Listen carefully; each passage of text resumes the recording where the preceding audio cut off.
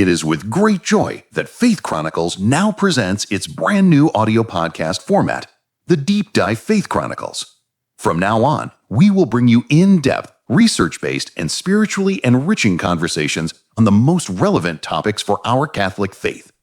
If you are looking for a richer understanding of the history of the saints, Catholic doctrine, and solid spiritual guidance, this format is for you. Every episode is the result of extensive and detailed research. If you want the full material that originated this and all other episodes, simply access the link below in the description or in the first pinned comment. We invite you to join this deep dive and subscribe to the channel to receive new episodes first. Your participation is key. Send us your questions or suggest new topics in the comments below. Let's deepen our faith together.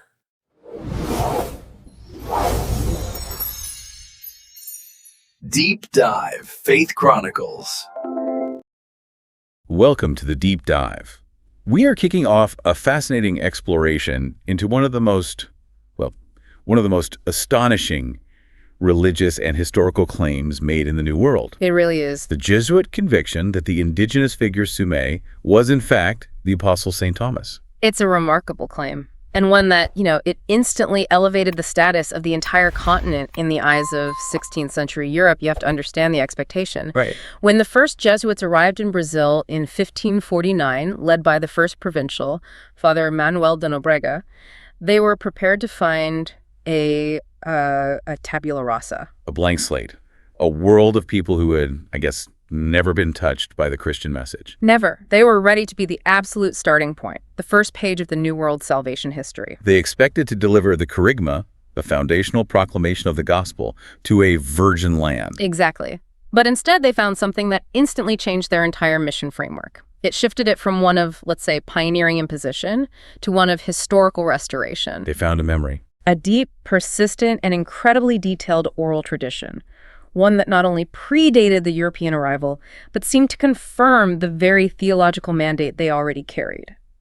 So today we're unpacking that initial shock, that moment of discovery, and we're going to focus specifically on the very first piece of evidence that turned this indigenous tale into what was, for them, a certified historical and sacred fact. The eyewitness account of Father Nobrega. And his discovery of the physical holy footprints, the posadas. Our mission today is to really get into the gravity of that moment. Why did the first Jesuits, who were expecting a spiritual void, immediately conclude that they had landed on consecrated apostolic ground? And how did that singular belief define their entire approach to evangelization in the Americas?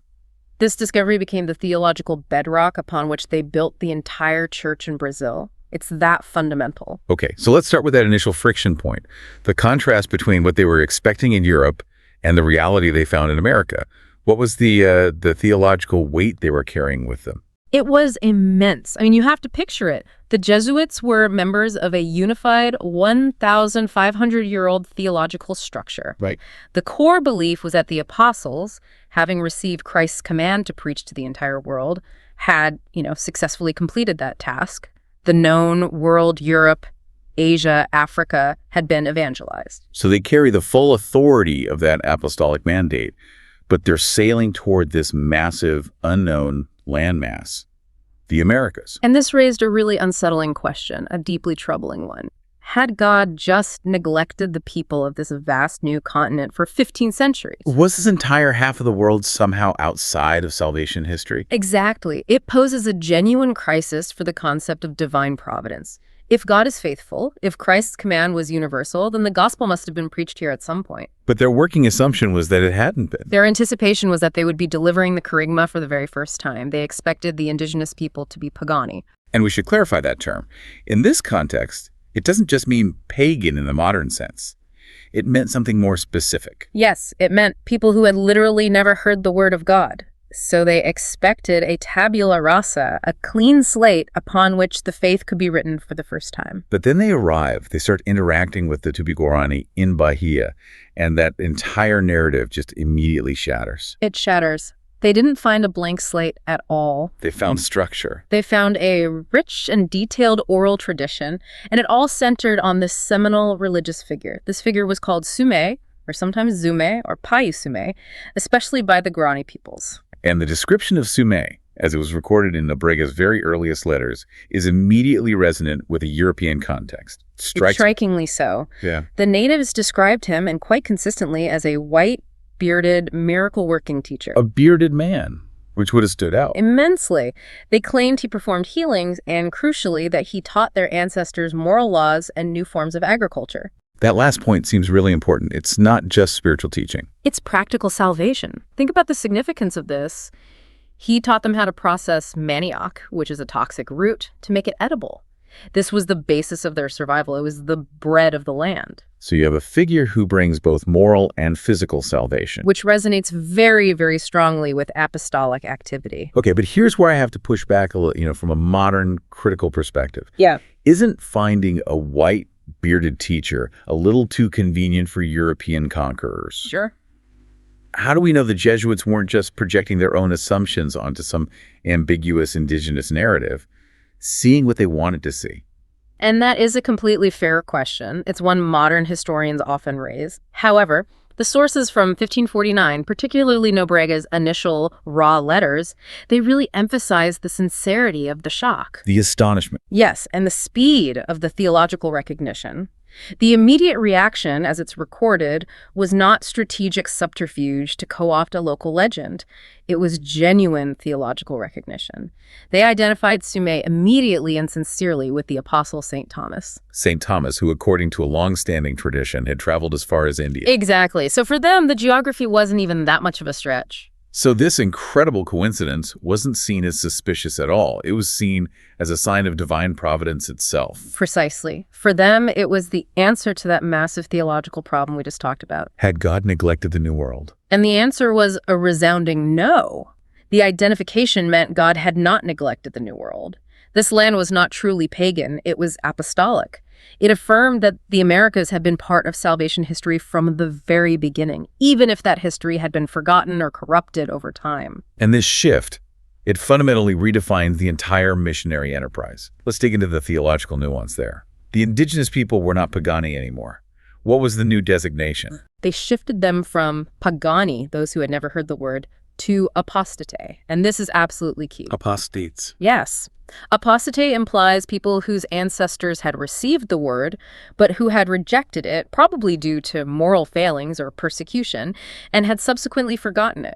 They were viewed as, say, lapsed believers, or maybe children who had lost their ancestral inheritance.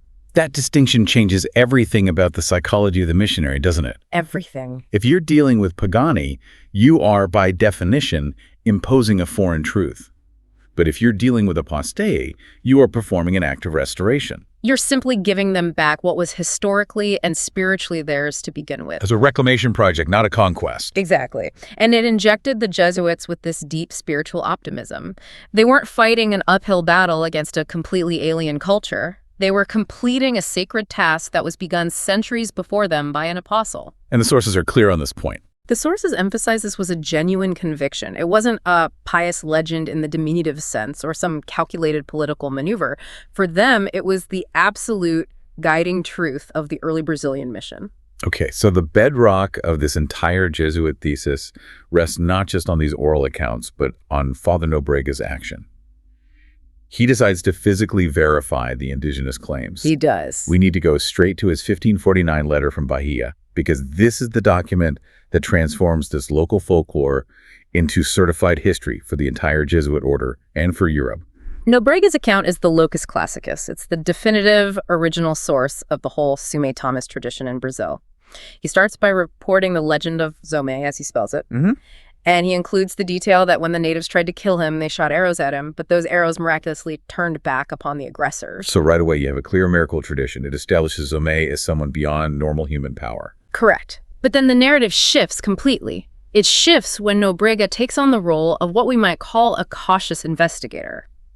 The natives told him that Zomé left behind physical evidence of his passage. Proof. Yes. And Nobrega, acting with what we might call a 16th century empirical impulse, did not simply take their story at face value. He had to see it. He personally undertook a journey, which we have to imagine would have been difficult and physically demanding, through untamed jungle to the claimed site of the proof. We often forget the physical challenges of that era, don't we? Yeah. This wasn't a quick drive in a Jeep. This was a major commitment of time and resources for the first provincial of Brazil to go chasing an indigenous legend. It just underscores the seriousness of the claim for him. He went because the stakes were immense. If he found proof, the entire missionary mandate was validated from the ground up. And the indigenous claim was very specific. Very specific. Physical footprints marked near a river. So let's focus on his exact testimony, because this is the foundational stone of this entire history. What did Nobrega write that transforms the story? His words are direct, they're simple, and they're powerful. He wrote, "They, the indigenous, say that St. Thomas, whom they call Sumé, passed through here, and this was left to them by a saying of their ancestors, and that his footprints are marked near a river." Okay, so far he's just reporting. But then comes the turn, he continues. "Which I went to see to be more certain of the truth, and saw with my own eyes 4 very distinct footsteps with their toes." And saw with my own eyes. That single phrase, that first-person verifiable testimony, that is what shifts the narrative, isn't it? That's the pivot point. It moves from mere folklore, from a reported myth, to sacred hagiography. He had found the relic. Absolutely. In the 16th century Catholic worldview, physical relics had an immense, almost unbelievable power for us today. A piece of the true cross, a bone fragment of a saint, or in this case, a physical impression left by an apostle. It was the tangible point of contact with the sacred. It was the physical guarantee of a spiritual truth. So by verifying the posadas, the holy footprints, Nobrega had found the first undeniable physical proof of the church in Brazil. This fact became infinitely more powerful than any treaty or royal decree could ever be. Can you tell us more about the physical description and the accompanying miracle? Because the details that later chroniclers and missionaries added are crucial to understanding the sanctity of this object. Well, Nobrega noted the 4 distinct footsteps, and that they were sometimes covered by the river when it flooded. The indigenous tradition, which he also relates, was that when Sumé left these footprints, he was fleeing persecution, and the river parted for him. Nobrega writes, "The river opened for him, and he passed through the middle of it to the other side without getting wet, and then went on to India." So you have these incredible parallels, not just to Christ walking on water, but to Moses parting the Red Sea. A clear sign of divine intervention protecting the apostle. And other missionaries who came later added more details about the rock itself. Yes, Father Vicente de Salvador, among others, described the physical evidence in more detail. He wrote that the footprints were in very hard rock, and the rock gave way under his feet as if it were clay. As if it were clay. That detail is what cements the miraculous nature of the relic. The idea is that the very geology of Brazil, this hard stone, acknowledged the divine power of the apostle by yielding beneath his feet. The stone literally became flesh for that moment. So these posadas became much more than just an interesting sight. They became the anchor of the entire mission. They started dictating immediate sacred practice. Precisely. This conviction immediately translated into action. The site of the footprints was consecrated. It was treated as a sanctuary. They didn't just write about it. No, not at all. Other Jesuits, like Brother Vicente Rodriguez, began to lead formal processions and pilgrimages to the site. They treated it as a legitimate, consecrated, holy place. This wasn't some passive belief they held. It became the foundation of a new local devotion. Their entire mission now had a historical and physical anchor that was stronger than any royal decree or abstract theological theory. So let's step back and look at the profound implications of all this. This identification of Sumé as St. Thomas, which was then cemented by Nobrega's verification of the posadas, it fundamentally changed the character of the Jesuit mission. It injected it with a vital spiritual optimism that, you could argue, fueled their incredible success. Because before Nobrega's letter, there was that looming, terrifying theological question we talked about. Had God failed the millions of souls in the Americas for 15 centuries? That was the existential crisis. Yeah. And the discovery of Sumé was the perfect answer. The Catholic historian Sebastian de Rocha Pita, writing later but drawing directly from these Jesuit letters, he articulated this providential argument beautifully. What was his argument? He started with the Great Commission. Christ commanded the gospel to be preached throughout the world. Therefore, Pita argued, God's providence could not have failed these creatures in the New World. It was a logical impossibility for a faithful God. And Sumé, or Thomas, was the living proof of God's universal fidelity. Exactly. The Americas were not a theological oversight. They were part of salvation history right from Pentecost onward. And this, again, immediately changed the entire approach to the native people. It moves the effort away from conquest and introduction and firmly into the realm of restoration. It did. It codified that distinction we discussed. The indigenous people were not pagani, a blank slate waiting for the word. Like apostate. Apostate, those who had received the word but had fallen away. And this was a massive shift in Jesuit psychology. Practically, how does that designation help a missionary on the ground? On one hand, if they're apostates, they're sort of morally culpable for their current state, but on the other, they also have a right to reclaim their heritage. It does two things. First, it alleviates the guilt of imposing a totally alien culture. If the Tupi-Guarani were merely forgetting their own apostolic inheritance, the Jesuits' task was one of gentle persuasion and recollection, not aggressive conversion. I see. And second, it allowed the Jesuits to view any positive indigenous customs or moral structures they found not as happy coincidences, but as lingering relics of St. Thomas's original preaching. They were restoring an ancestral faith, which made their message inherently less foreign. And crucially, the Sumé legend included that incredible, almost self-fulfilling prophecy. That's the crowning piece of the whole thing. The oral tradition that Nobrega recorded didn't just mention Sumé's persecution and departure. It explicitly contained his promise to return, or that his successors would return one day to continue the work. And who are the bearded white men arriving by sea from the east carrying books and a cross? The Jesuits. It's a perfect fit. It's a perfect fit. The Jesuits interpreted their own arrival not as a consequence of Portuguese imperial expansion, but as the direct divine fulfillment of St. Thomas's own prophecy. And that must have given their mission a kind of divine mandate that completely superseded any earthly charter from a king. Absolutely. It reinforced their self-image as the prophesied restorers of the gospel in the New World. And this conviction, you can see it in their letters, it fueled their tenacity and their spiritual belief that their success was, at the end of the day, guaranteed by Providence itself. So Nobrega established the physical proof, the posadas in the rock. But faith isn't built only on stone. It also has to be built on content, on teaching.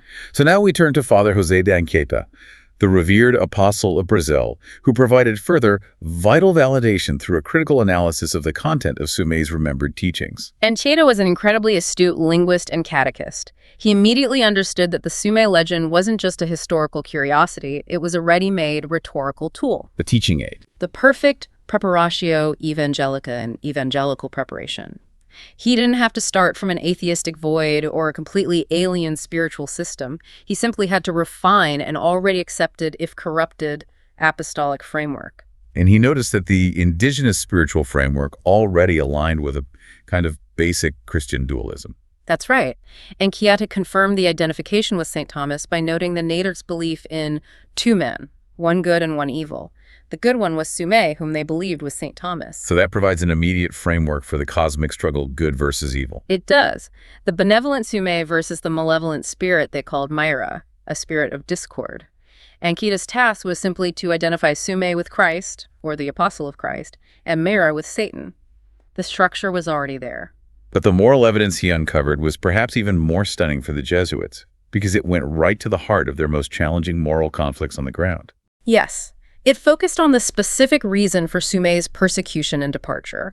Anchieta writes explicitly about the oral accounts he gathered, and he states, of him they say that he forbade them from polygamy. Polygamy. For these things he was persecuted, and they wanted to kill him. We really need to pause on that specific detail.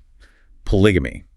Why was that the specific stumbling block that made this tradition so convincing to a 16th century Jesuit?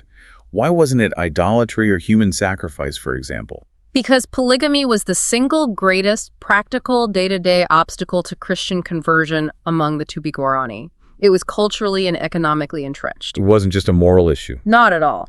Tribal leaders and powerful men relied on multiple wives for labor, for status, and for establishing crucial kinship networks and alliances. So to convert a chieftain meant demanding he repudiate all but one of his wives, which threatened his entire social and economic structure. This caused constant friction and was the source of immense frustration for the early missionaries. It was their number one problem. So discovering that Sumé, their apostle, had already preached that exact same moral law and had been rejected for it centuries prior. It was a profound piece of validation. It must have been an incredible moment. It removed all doubt that they were continuing the original apostolic mission. They realized they were not imposing a new, alien, European standard of morality. They were simply continuing the apostolic struggle against the very same vice that had corrupted the faith the first time around. They were suffering persecution for the same moral stand as the Apostle Thomas himself on the very same soil. It creates this powerful, unbreakable sense of continuity and purpose. It turns the ongoing moral struggle into a kind of sacred reenactment. Precisely. They saw their evangelization efforts not as an introduction of new rules, but as fighting the persistent moral flaws that had caused the ancestors to reject the original apostolic teaching and forget their inheritance. It just perfectly reinforced the identity of the natives as apostati and the Jesuits as restorers. Okay, so if the footprints in Brazil and the moral teachings convinced Nobrega and Anquita, the next step, the continental scope of this belief system, seems to be what sealed the argument for the Society of Jesus globally. That's right. As colonization progressed, reports started filtering in from Spanish America, and the Jesuits saw a pattern that they deemed irrefutable proof. And the power here really lies in the independent corroboration, doesn't it? These regions, Brazil, Peru, Mexico, they were vast, separated by enormous geographical barriers like the Amazon and the Andes, and colonized by rival European powers. Right. And yet they all seem to share the same foundational religious memory. For the 16th century mind, this independent replication was the equivalent of scientific proof. Chroniclers across the continent found structurally identical stories of a bearded, moral teacher who was persecuted and promised to return. Let's look first at the Andes, the heartland of the mighty Inca Empire. The key figure there was Viracocha, the creator deity. Spanish chroniclers in Peru, men like Pedro Sarmiento de Gamboa, they recorded Viracocha's legend. And while he's often seen as a deity, the descriptions of his physical manifestations aligned perfectly with Sumé's profile. How so? He was described as a man of medium height, white and dressed in a white robe. And the key identifier, bearded. This characteristic of beard was often culturally distinct from the smooth-faced indigenous populations of the time, making it an immediate marker of foreign origin for the Spanish. And the actions in the prophecy also mirrored the Sumé legend almost exactly. Almost exactly. Viracocha performed wonders, he taught civilization, things like weaving and agriculture, and there was a specific moral content to his teachings. And critically, just like Sumé, he was rejected by some tribes and eventually departed. And his exit? His exit was particularly resonant for them. He didn't just die, he disappeared across the Pacific Ocean by walking on the water, having promised that his own emissaries would return one day. Walking on water. The parallel to an apostle who fled westward across the water, promising a return, must have been overwhelming. It was. Now let's travel north to Mexico, where the powerful Aztec and Toltec cultures revered Quetzalcoatl, the feathered serpent. Another figure that fits the mold. Perfectly. He was remembered as a historical, wise, light-skinned, and bearded priest king who came from the east. He was often depicted in carvings as having a heavy beard, another crucial physical parallel. And what was his unique moral mission? What was the equivalent to Sumé's fight against polygamy? For Quetzalcoatl, his central moral act was his fierce preaching against human sacrifices. A major tenet of Aztec religion. The central tenet. And he was persecuted and ultimately expelled by a rival deity, Tezcatlipoca, for taking this high moral stance. And just like the others, he departed by the sea, promising to return one day from the east. The consistency it's really remarkable. Across three independent cultural traditions, Brazil, Peru, and Mexico, you have the same core story. For the missionaries, this was not a coincidence. It was historical confirmation of a single, universal apostolic sweep across the entire continent of the Americas. And so the conclusion for the 16th century Jesuit was just inescapable. Inescapable. The New World had a unified, if forgotten, Christian history, and they were the prophesied successors who had returned to restore it. This belief system didn't just stop at documentation, did it? It matured into a very active tool for a kind of continental theology, particularly through the work of Father Antonio Ruiz de Montoya decades later. Yes, Montoya is a fascinating figure. He took Nobrega's local relic, the footprints, and scaled it up into a massive continental geographic claim. How did he do that? Montoya worked primarily in the very tough missionary field of Paraguay and Guayra in the early 17th century.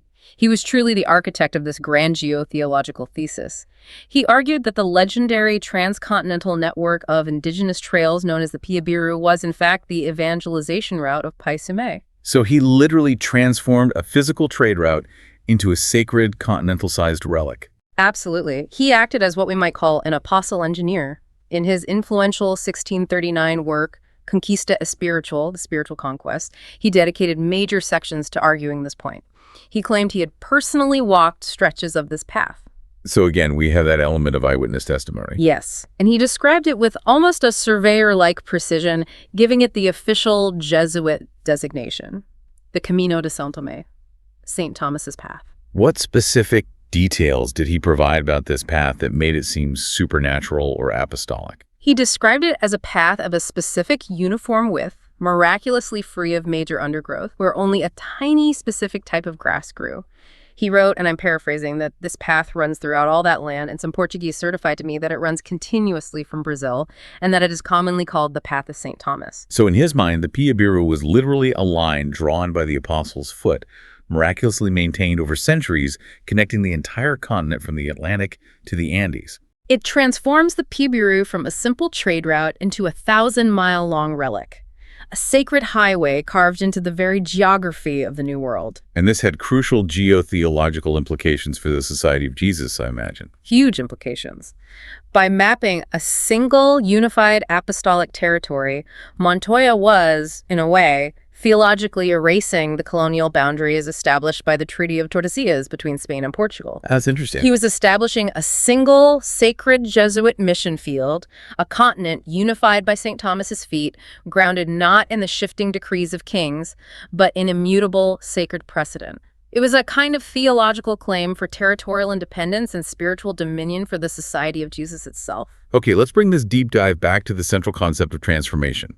The Jesuits arrived in 1549 expecting to impose a new faith onto a tabula rasa. A blank slate. But instead, Nobrega's immediate verifiable discovery shifted their entire mandate into one of profound restoration based on historical and sacred precedent. The Pisadas, those 4 very distinct footsteps Nobrega claimed to have seen with his own eyes, they were the foundational physical proof. They served as the sacred anchor, giving the mission a grounding in apostolic continuity. And the work of Anchieta, confirming the moral struggle against polygamy, reinforced the belief that they were continuing St. Thomas's original interrupted mission. They were just picking up where the apostle left off. And that intellectual and theological shift from seeing themselves as conquerors of pagan souls to restorers of a forgotten apostolic inheritance, that's really what makes the history of the Jesuit mission in the Americas so unique. It is. And this providential view has formed a kind of unbroken intellectual chain in Catholic thought, treating the Sumé tradition with intense, persistent seriousness for centuries. So Nobrega provided the sacred anchor in stone. Montoya provided the sacred map on the ground. Next time, we will delve deeper into the full maturation of this theology. We'll examine how that expansive Pi'i path became the ideological backbone of the Jesuit missionary strategy. And how the moral teachings led directly to the formation of the famous Jesuit reductions. A final thought for you to mull over as we conclude today. If the discovery of the Posadas validated their past, how did the massive continental mapping of the Pi'i Trail fundamentally change their future, the physical shape of the entire Jesuit mission? How does a spiritual belief literally begin to draw political borders on a map? That's what we tackle next. We are continuing our exploration of one of the most remarkable theological and historical claims of the colonial era, the identification of the indigenous figure Sumé with the Apostle St. Thomas in South America. In our last deep dive, we really set the stage. We talked about Father Manuel de Nobrega arriving in Bahia in 1549, and he wasn't just looking for myths, he was hunting for relics. Tangible proof. Exactly. And he finds it. Or he believes he finds it. The sources talk about his profound astonishment when he's shown the Posadas, these holy footprints supposedly left by St. Thomas, imprinted in solid rock. And that one discovery just changes the entire dynamic. It moves the whole Sumé narrative from being, just a local legend into the realm of a sacred verified relic. It does. But that's just the first step. A single, powerful relic in one location is one thing. It's electrifying for sure, but it doesn't build the foundation for a massive, continent-spanning missionary enterprise. Right. It's still a local phenomenon at that point.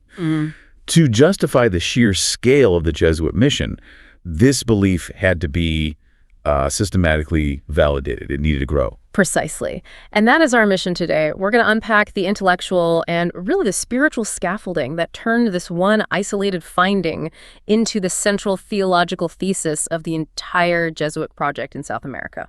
So we're looking at how two other incredibly influential Jesuits, Father José de Anchieta and Father Antonio Ruiz de Montoya, provided what they saw as two stunning independent confirmations. We're going to dive into the moral evidence, which comes from Anchieta, and then the geographical evidence, which was mapped out by Montoya. And for them, you have to understand, these weren't just convenient stories or coincidences.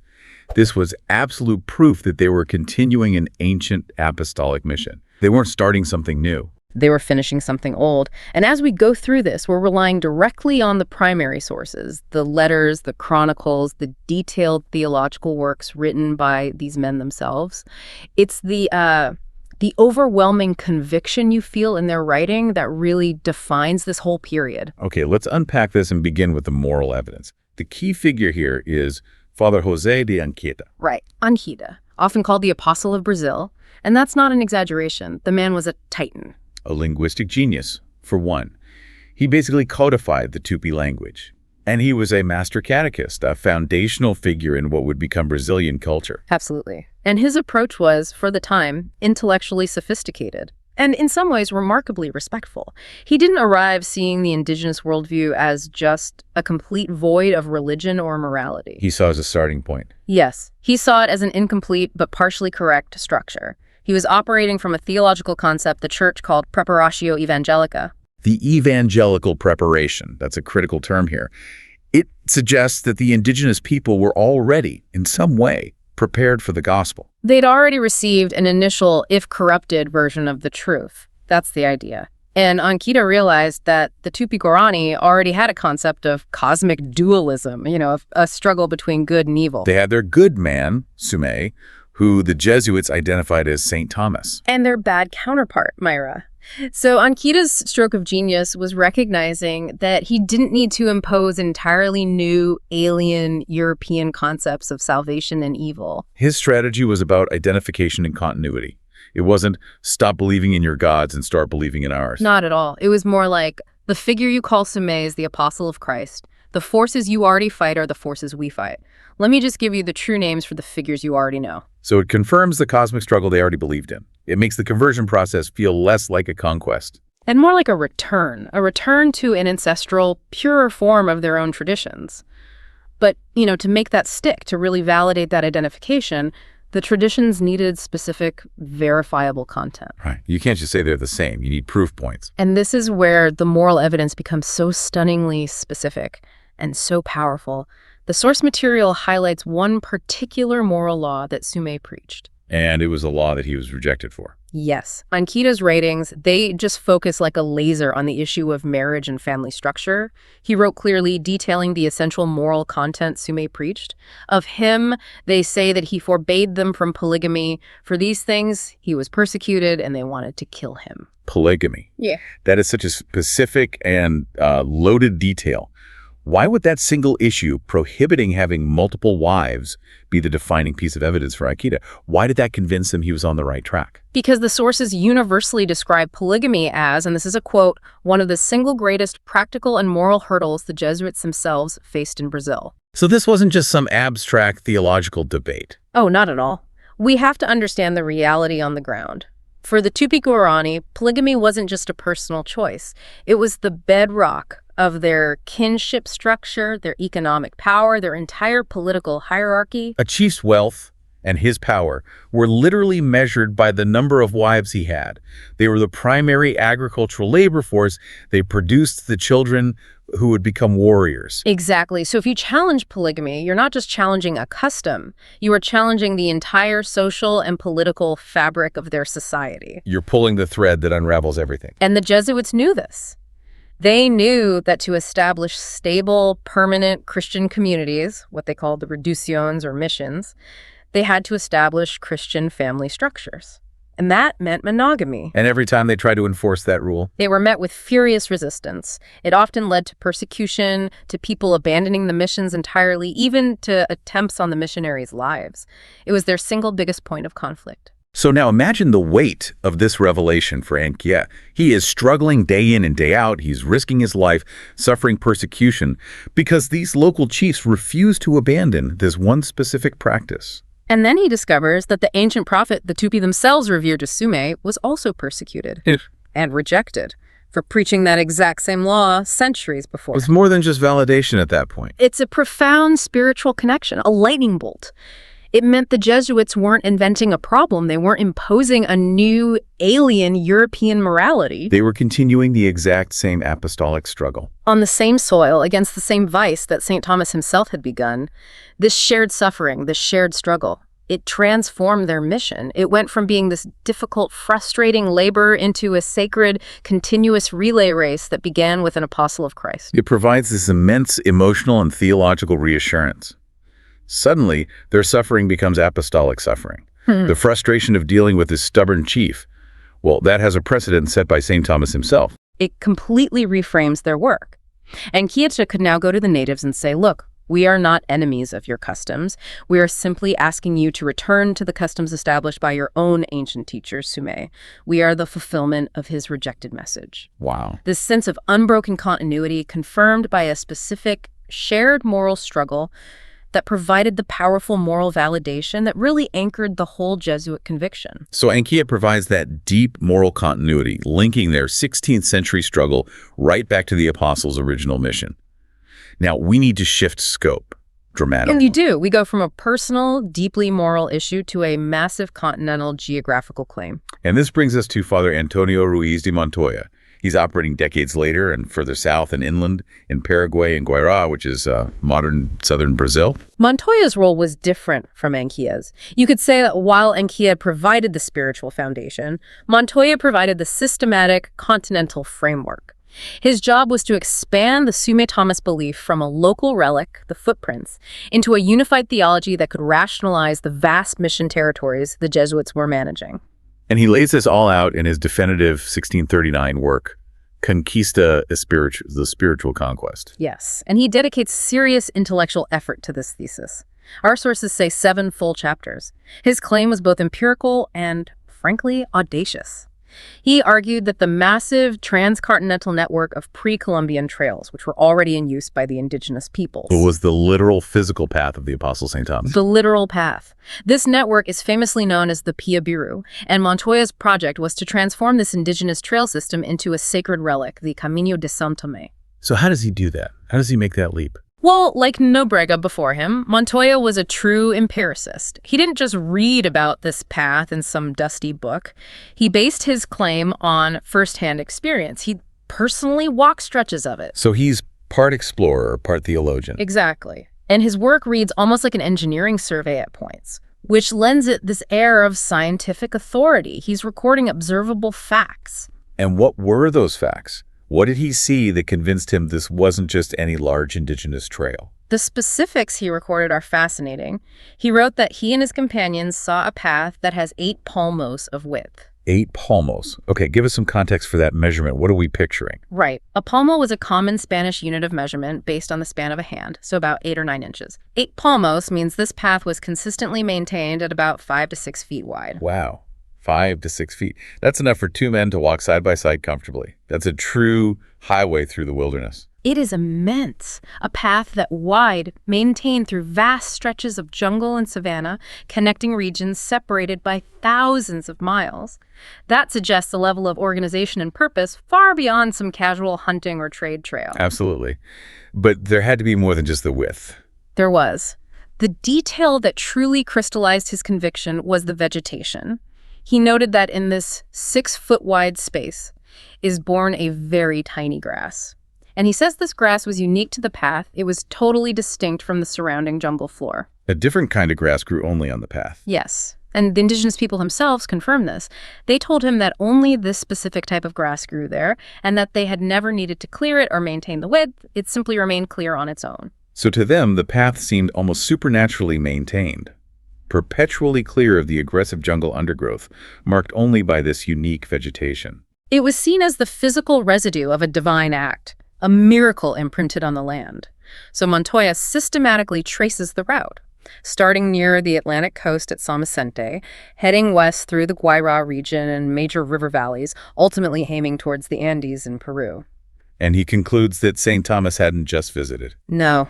He had been an apostle engineer. He had literally consecrated the lamb by carving a permanent self-maintaining sign, like the sign of the cross, into the very geography of the New World. The Vibiru thus becomes a 1,000-mile-long relic. It's not just a place where the apostle had walked. It was a physical structure he had left behind, a permanent monument to his presence. And this geographical evidence, this massive relic, had enormous implications that went way beyond just spiritual conviction. This is where Montoya's work becomes a powerful geotheological claim. A political claim aimed directly at the European colonial powers. Precisely. Let's talk about that. How did mapping the Pibiru politically challenge the existing order? Well, it directly challenged the Treaty of Tordesillas. Exactly. You'll recall that in the late 15th century, Spain and Portugal, with the Pope's blessing, basically carved up the New World along a specific meridian line. It defined their political territories. This treaty governed everything and established two distinct jurisdictions, Portuguese Brazil and Spanish South America. But Montoya's map of the Pibiru showed a single, unified apostolic highway that just crisscrossed that imaginary line. It completely ignored it. Montoya was arguing that the apostles' mission field was a single, unified entity stretching from Portuguese Brazil all the way to the Incan heartland in Spanish Peru. By demonstrating that this entire region was consecrated by the footsteps of St. Thomas, Montoya was theologically erasing the colonial borders. That's a radical move, especially for the Society of Jesus. They're essentially establishing that their mission field is grounded in an immutable sacred precedent. Yes, the original itinerary of an apostle, which is inherently superior to the changing decrees of kings and the political squabbles of Europe. It gave the Jesuits a powerful divine mandate to operate freely across these colonial lines. They could argue that they weren't violating boundaries set by Madrid or Lisbon. They were simply fulfilling the ancient, unified spiritual mandate established by St. Thomas himself. And at a time when the Society of Jesus was often under intense political pressure from both crowns, this geotheological claim was a massive assertion of their spiritual independence and their territorial authority. It completely shifted the debate. The fight over territory was no longer about who drew the better match or who won the latest border skirmish. It was about whose mandate, the kings or the apostles, held ultimate spiritual authority over the land itself. So if we put all this together, you have Nobrega's physical evidence, the footprints, you have Anchieta's moral confirmation, the polygamous struggle, and now Montoya's geographical proof, the apostolic highway. The result is this profound spiritual outcome. A deep, unshakable optimism that just defined the Jesuit approach in South America. And it is so essential to stress that this conviction was utterly genuine. This wasn't some PR stunt or a cynical political calculation, as some later critics suggested. The sources reveal a deep, genuine spiritual fervor, and that's because this belief solved a critical theological anxiety they all carried. Which was the problem of divine providence, the big question. Had God just neglected the souls of the Americas for 15 centuries? That's the question that would have challenged the very core of their faith. If Christ commanded the gospel to be preached throughout the world, how could this vast populous continent have remained a tabula rasa, a blank slate, forgotten by God for centuries? It suggested a failure of God's plan, which was, well, it was unthinkable. The historian Rocha Pita, he summarized the Jesuit solution to this conundrum perfectly. He did. Rocha Pita articulated the consensus. He said that since Christ mandated preaching universally, it cannot be imagined that God's providence would fail these creatures with the preaching. So the discovery of Sumé Thomas was, for them, irrefutable proof of God's fidelity to his own command. The Americas were not some late accidental addition to the human story. They were a part of salvation history from the very beginning. And this conviction, it fundamentally altered the character of their mission. This is maybe the most important theological implication of all. It's huge. Their mission became one of restoration, not imposition. Let's dive deeper into that. This required a whole recategorization of the indigenous people in theological terms. Absolutely. The indigenous people were not viewed as Pagani. That's the term for those who had never heard the word, and required a fundamental, difficult initial conversion. And that's typically the hardest kind of mission work. But they weren't Pagani. Instead, the Jesuits, armed with all this Sumé evidence, redefined them. The Tupi-Guarani, and by extension many other tribes, were seen in a sense as apostate. upsaints, meaning people whose ancestors had received the word directly from the apostle himself, but had subsequently rejected it, forgotten it, and fallen away into vice and spiritual ignorance over the centuries. That distinction changes everything about your missionary approach. If they're Pagani, you are planting a brand new seed in barren ground. It's a tough slog. But if they're apostate, The seed is still there, it's just buried under centuries of neglect and corruption. you're not conquering, you're reviving the original plant. It created an immense and deep spiritual optimism. The Jesuits weren't imposing a foreign faith. They were leaving the natives back their own ancestral inheritance. They were restoring the original lost faith that Sumé had preached. It frames their work not as an invasion or a radical imposition, but as a homecoming. The natives were simply returning to the faith of their own great ancestor, the apostle. And this whole narrative of restoration was cemented by the final powerful piece of the Sumé legend, the prophecy. The fulfilled prophecy. Yes, the oral traditions were consistent across different tribes. Sumé's departure was not a final goodbye, it was a promise. He vowed that he would return, or that his successors would return one day to continue the work. So here come the Jesuits. They're physically walking the path St. Thomas allegedly engineered. They're struggling against the exact moral vice St. Thomas was persecuted for. And they naturally conclude That their arrival is the direct divine fulfillment of this ancient prophecy. This conclusion armed them with a divine mandate that surpassed any earthly charter. They weren't just mission workers anymore. They were the prophesied successors of the apostle, completing a sacred, preordained task. And that conviction, that must have fueled their resilience in the face of incredible suffering and danger. We've established the physical, the moral, and the geographical evidence that convinced the Jesuits in Brazil. But as you mentioned, what really sealed this conviction for the 16th century mind was the sheer scale of it all.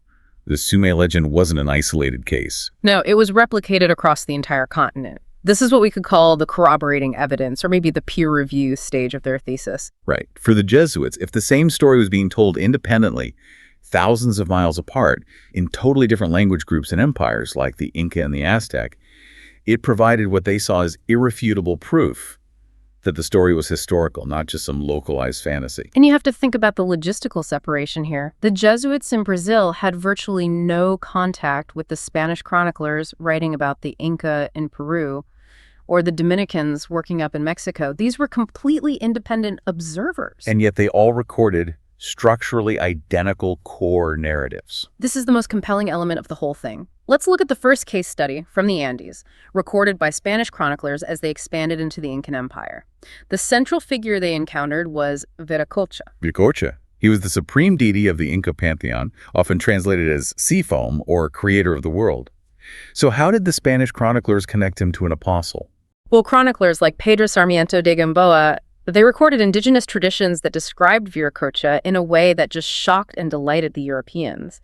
He was described not just as a god, but as a historical figure, a man of medium height, white and dressed in a white robe, and, crucially, bearded. The beard again. The beard.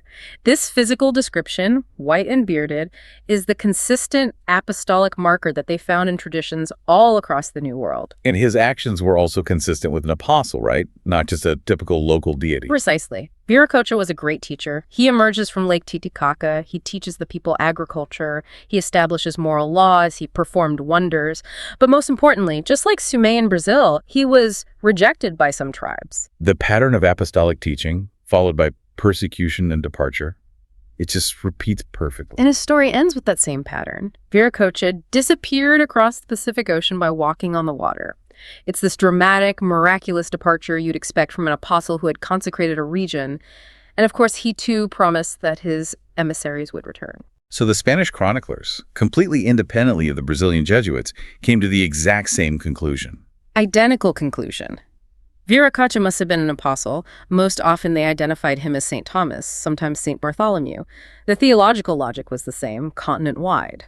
Okay, now let's travel thousands of miles north across 2 continents to Mesoamerica and look at Quetzalcoatl, the feathered serpent of the Aztec and Toltec traditions.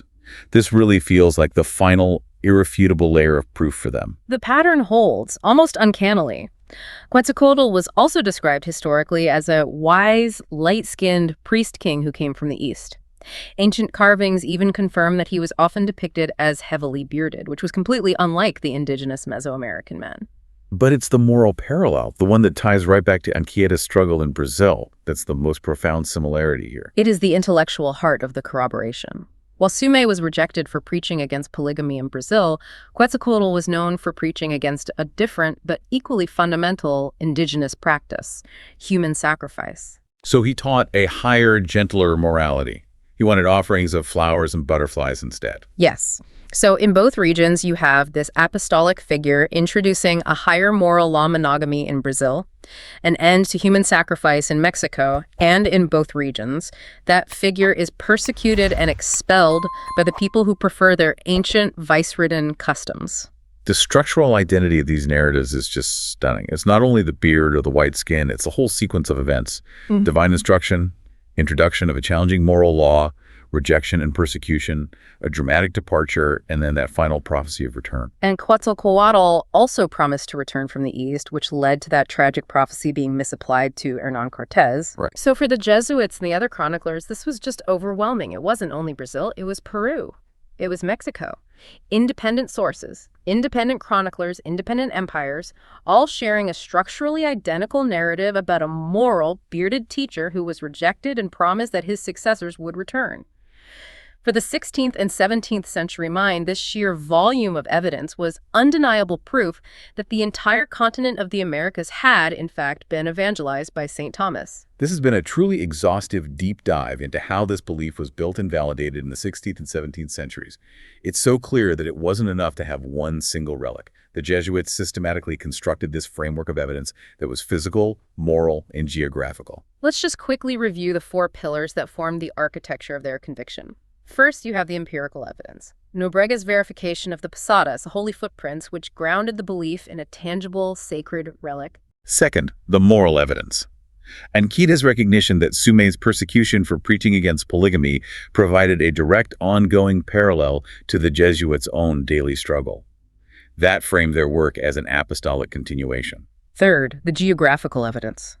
Montoya's systematic tracing of the Pibirio as the Path of St. Thomas, which transformed a vast trail network into a continental-sized relic and theologically challenged the colonial borders. And fourth, the corroborating evidence. That irrefutable continental pattern of independent, structurally identical legends recorded in Peru with Viracocha and in Mexico with Quetzalcoatl, that provided the final overwhelming proof for them. And this combination allowed them to proceed with just unparalleled spiritual confidence, completely assured they were restoring an ancient spiritual legacy. As a final insight, it's really worth reflecting on the legacy this profound belief created for Brazil itself. Secular historians like Sergio Borque de Holanda, while obviously not endorsing the identification as fact, proved its absolute centrality in the formation of Brazil's national self-identity. Holanda's research is fantastic on this. He shows a critical difference between the Spanish and Portuguese motivations for colonization. Spanish colonization was so often driven by what he called imaginary ideas. The hunt for El Dorado, the cities of gold, the fountain of youth. The quest was material. It was extractive. But the core founding myth of Brazil, which was propagated so fiercely by the Jesuits, was fundamentally different. It was uniquely theological. Holanda famously referred to it as an Edenic motif. The Sumé Thomas myth framed Brazil not as a land of mere material conquest or wealth, but as a vision of paradise, a sacred, original spiritual territory that had been consecrated by the feet of an apostle right from the very beginning of Christian history. And what does that mean for the cultural and national identity of a place? When its foundation is framed not as a land to be exploited, but as a territory of divine restoration, a forgotten Eden just awaiting its prophesied successors. It creates a unique theological heritage. One where the land itself is seen as inherently sacred, and the missionary endeavor is a fulfillment, not a conquest. It's a powerful spiritual lens that really does set it apart from many other colonial narratives. An incredible story of theological architecture indeed. We hope you join us next time as we take that final pillar of evidence, the continental pattern, and analyze the Viracocha and Quetzalcoatl legends in full, intricate detail, solidifying the breadth of this massive historical claim. So over the last 2 deep dives, we've really cemented the primary pillars, if you will, of the Sumé Thomas identification inside Brazil. We really have. We started with the empirical evidence, right? That was Father Nobrega verifying the Posadas, the so-called holy footprints. Then we had the moral evidence with Father Anchieta just being stunned that Sumé preached against polygamy. A core Christian teaching popping up where he least expected it. Exactly.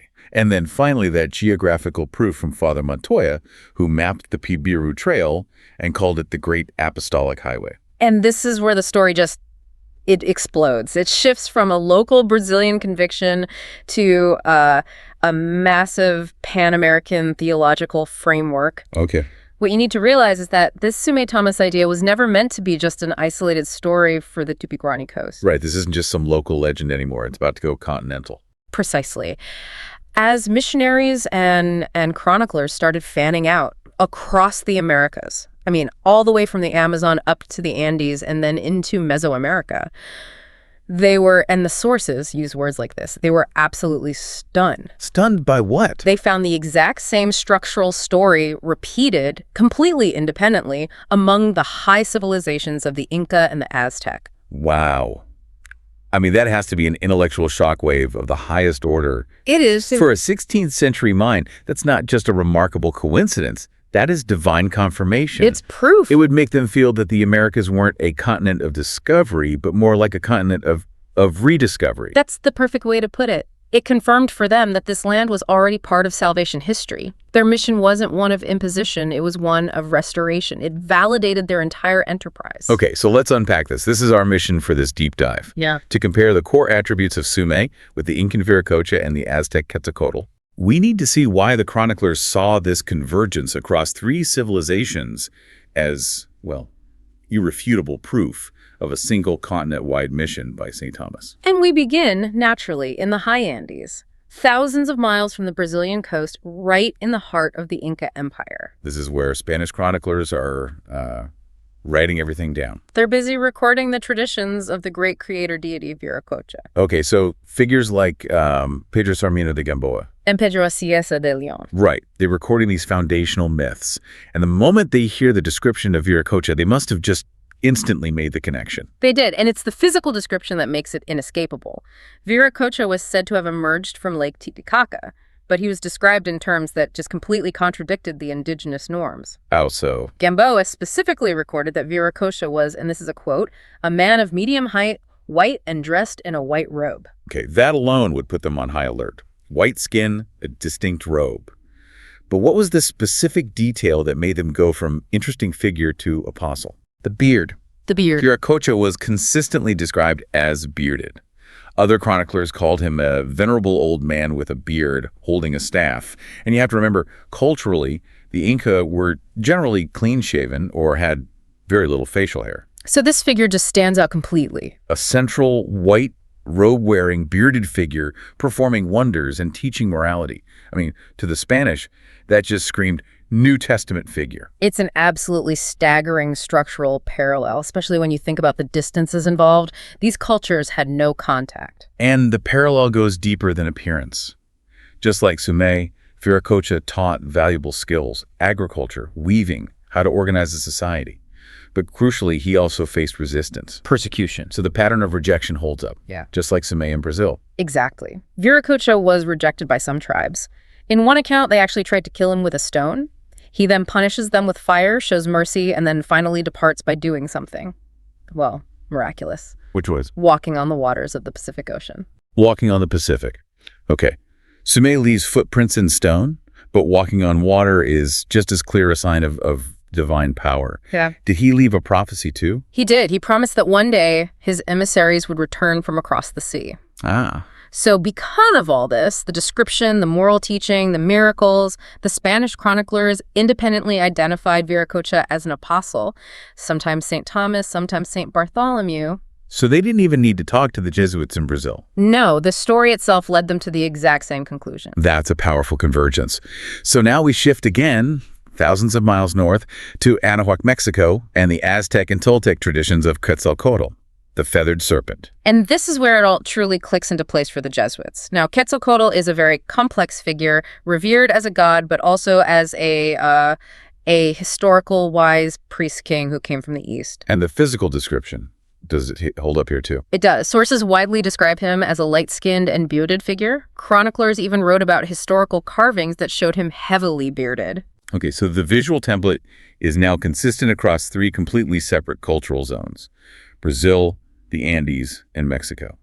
White, bearded, a moral teacher from abroad. The structural integrity is undeniable. But as you said, it's the moral parallel that really solidifies this for them. What was Quetzalcoatl's defining moral conflict? This is the absolute centerpiece of the argument. The sources confirm that the central act of his ministry was preaching against human sacrifice. He condemned it completely, tried to replace it with offerings of, corn or birds. Wait, okay, let's pause on that. That provides the perfect thematic link right back to Sumé in Brazil. It's the perfect link. Think about the common denominator.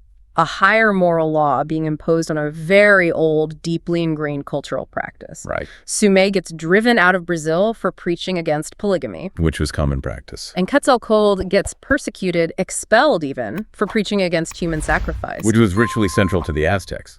Exactly. So for a 16th century theologian, this is just. It's monumental. They see 2 core teachings of the early church, the sanctity of marriage and the sanctity of life being taught here. And the fact that the same biography repeats bearded teacher, higher morality, rejection, expulsion, it convinced them they were seeing the work of a single person. Single apostolic agent.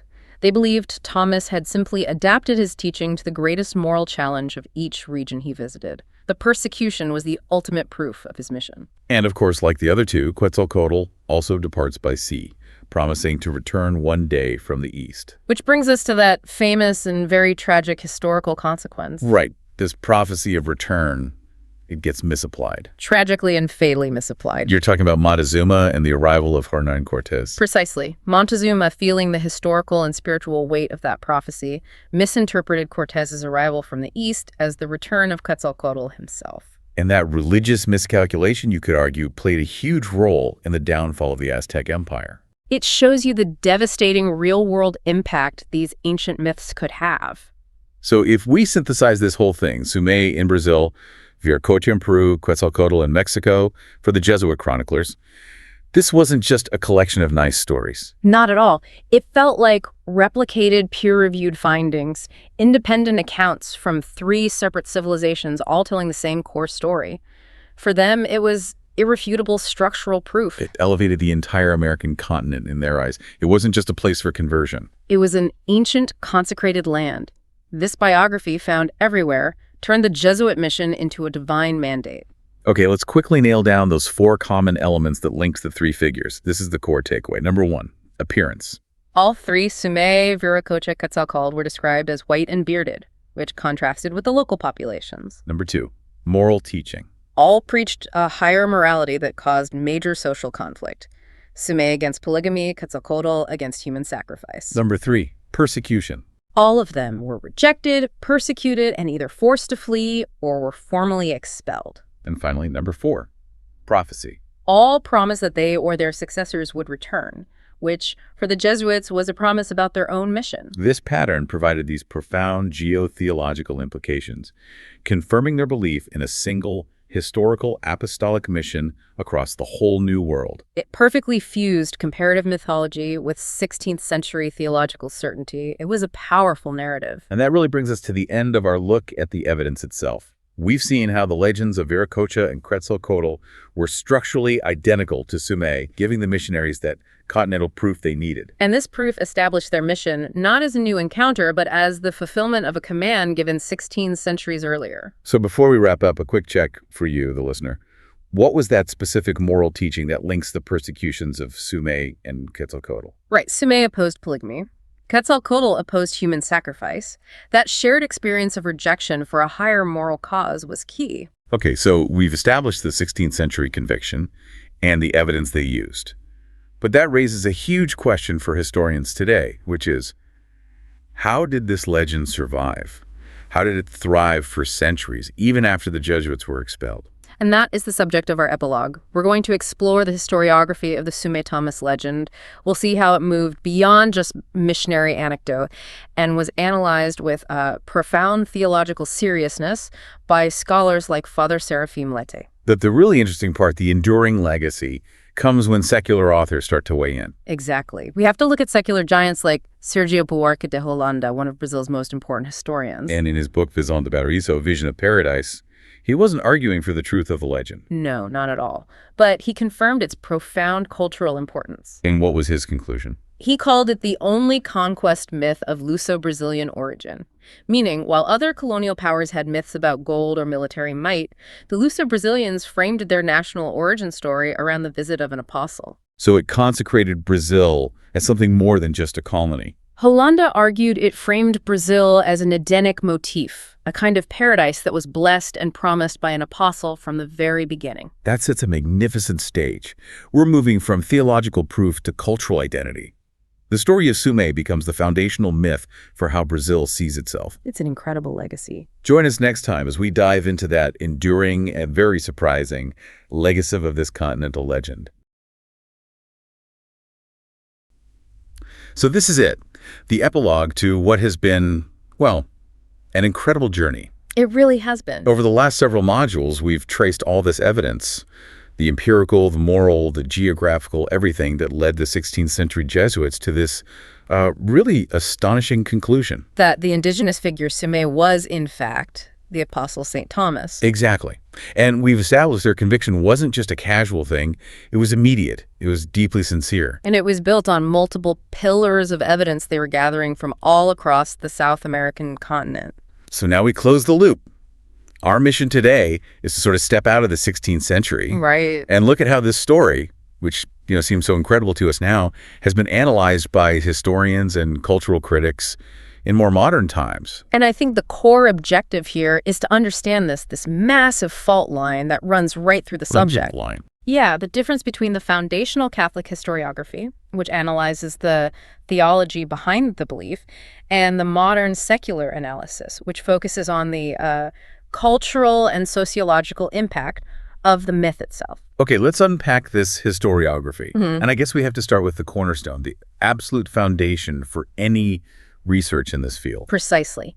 You simply cannot discuss this subject without starting with Father Seraphim Lete.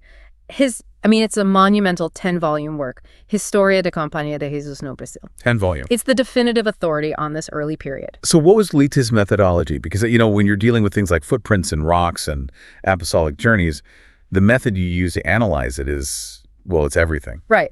Lete's approach was rooted in what you'd call theological seriousness. He wasn't trying to do a modern forensic investigation to prove or disprove the miracle. Right. He was dedicated to understanding the 16th century mindset.